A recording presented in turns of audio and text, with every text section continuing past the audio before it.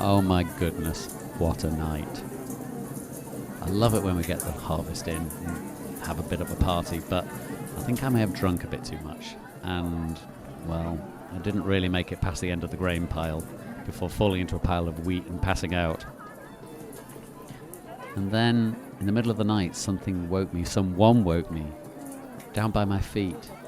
I asked who it was and what they were doing there, and the moment she spoke, I knew it was that woman that I'd been letting gather the wheat from our fields. You know, the foreign daughter-in-law of that woman Naomi, who calls herself Mara now, who came back from Moab? And she just came right out with it and said, "Cover me over because you are the guardian redeemer of my family."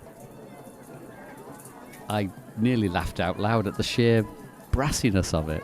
I mean, I've been letting her get food from the fields, and she is part of the household of one of my relatives, but guardian redeemer? I didn't promise to take her in the old lady arm.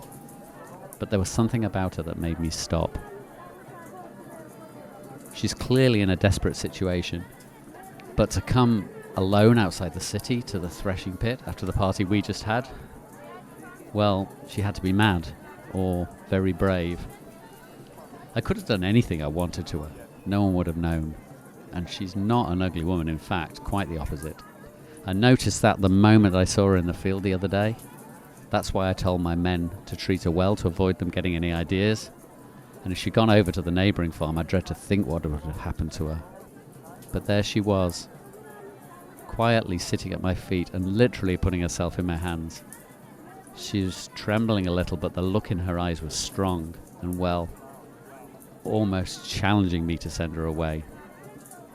I won't pretend that it didn't occur to me to take advantage of her right there and then. I mean, here she was, on her own, outside the city, a foreigner, and they say that these foreign women are easy, and that they're just asking for it, and who was there to stop me?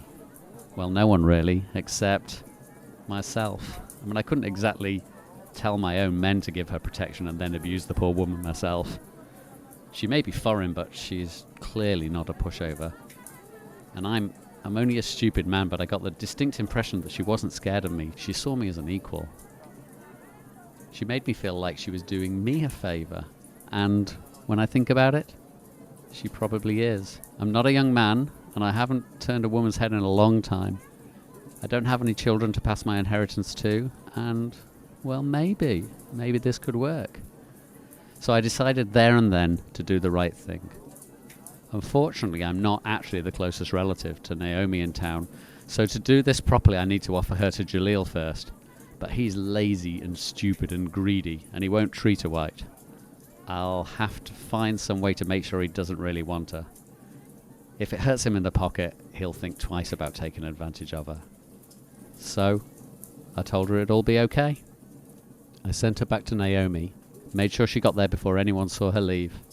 I even loaded her up with some barley, just as a token of my goodwill. Life has suddenly got interesting again. Let's see what the next few days bring.